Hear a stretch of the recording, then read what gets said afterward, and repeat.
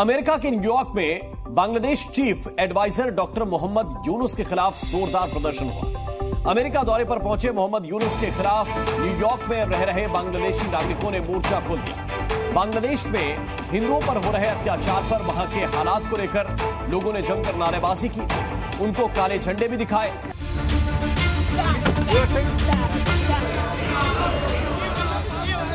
After he took the power by force, he started killing Hindus, Muslims, Christians.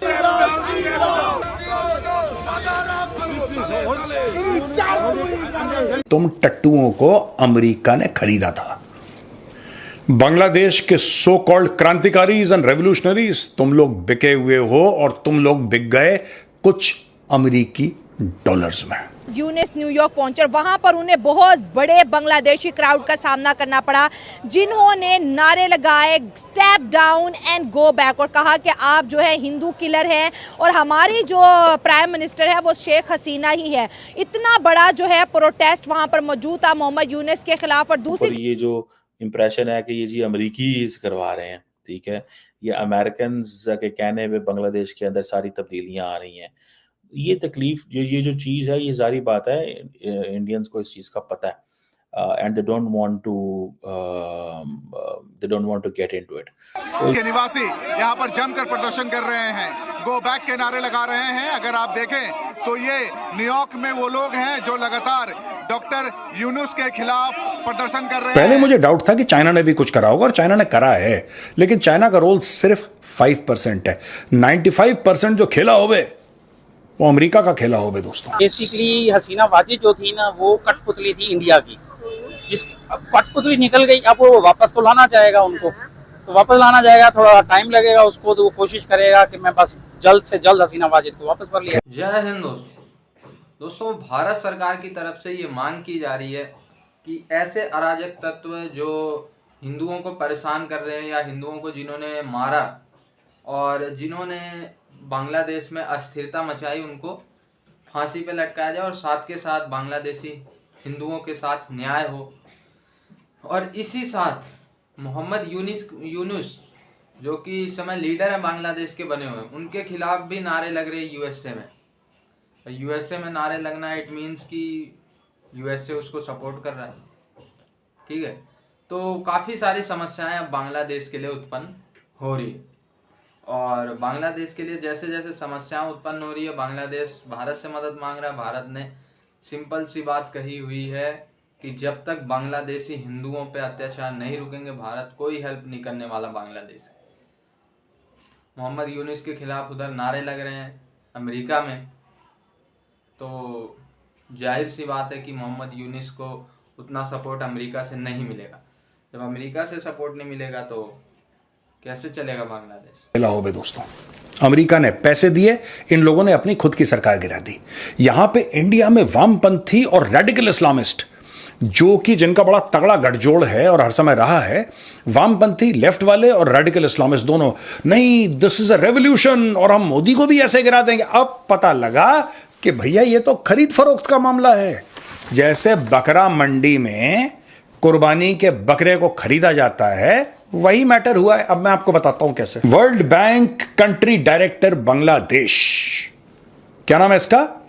Abdullah Seck, World Bank country director Bangladesh.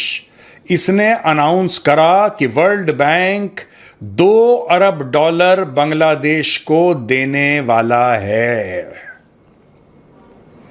$2 अरब बांग्लादेश को देने वाला है, और ये देगा critical reforms, flood response, air quality improve, ये देखो एयर क्वालिटी इंप्रूवमेंट और हेल्थ इनिशिएटिव्स।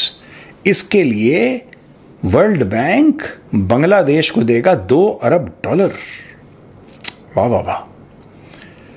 अब्दुल्लाह सेक ने मीटिंग करी professor Mohammad Yunus, head of the interim government of Bangladesh in Dhaka. उनके साथ मीटिंग करी और बोला कि जो बांग्लादेश के क्रिटिकल फाइनेंशियल नीड्स हैं वो हम पूरे करेंगे।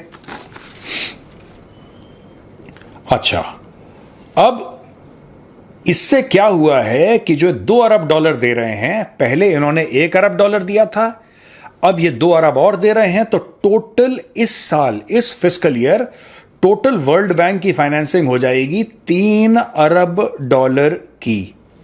ठीक है भाई साहब, तो $3 अरब की फाइनेंसिंग इनकी हो गई। ये इन्होंने फीस ली थी शेख हसीना को हटाने की। और सुनिए, ये फीस काफी नहीं है, इसमें तो बहुत है मसाला, धीरे धीरे बताऊंगा आपको। दोस्तों, जैसे ही मोहम्मद यूनुस इंटरिम गवर्नमेंट के हेड बने, फट से उन्होंने $5 अरब की भीख मांग ली, फट से। अच्छा, वो जो $3 अरब है वो अलग हैं, वर्ल्ड बैंक वाले ये अलग हैं। $5 अरब इन्होंने मांगे हैं Asian development bank, Japan international cooperation agency और एशियन इंफ्रास्ट्रक्चर इन्वेस्टमेंट बैंक से। इसके अलावा अब आप सुनते रहिए, यूएसएड ने $202 मिलियन बांग्लादेश को दिए हैं, एडिशनल $202.25 मिलियन सिक्स्थ अमेंडमेंट के तहत and the developmental objective grant agreement DOAG के तहत। यह अग्रीमेंट साइन करा है AKM Shahabuddin, additional secretary of the economic relations division, and Reid J Eshelman, USAID mission director. Commitment and focus areas 2021 से 2026 तक total commitment है 954 मिलियन का है जी, जिसमें से 425 मिलियन कि सारा का सारा ये जो टंटा है सब अमेरिका का करवाया हुआ है। और नहीं, ऐसा नहीं है, वो तो स्टूडेंट्स थे, वो तो बांग्लादेशी स्टूडेंट्स थे जो विद्रोह में। अबे कोई विद्रोह नहीं, सब बिके हुए टट्टू हैं। ये लोग कह रहे थे कि साहब बांग्लादेश में जो मुक्ति बाहिनी, जो इनके फ्रीडम फाइटर थे, उनके बच्चों को रिजर्वेशन नहीं मिलना चाहिए। हम रिजर्वेशन के खिलाफ सड़क पे आए हैं।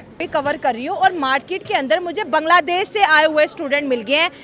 तो बांग्लादेश के जब हालात बिगड़े हैं तो आप उस वक्त बांग्लादेश में मौजूद थे या लेकिन नहीं? हमारी फैमिली सारी अभी वहीं पे है। हाँ। हम यहीं पे थे। अच्छा। लेकिन वो बांग्लादेश के हालात बिगड़े नहीं है। बेसिकली जो टूल वो यूज़ कर रहे थे डेमोक्रेसी का, बेसिकली डेमोक्रेसी को इन लोगों ने एक सिस्टम बना के प्रेजेंट कर दिया। इवन की डेमोक्रेसी सिर्फ एक टूल है जिसको आपने यहाँ पे भी अभी इम्प्लीमेंट कर सकते हैं डेमोक्रेसी। आधे से ज्यादा पढ़ी लिखी पब्लिक कहती है डेमोक्रेसी इज अ कल्चर।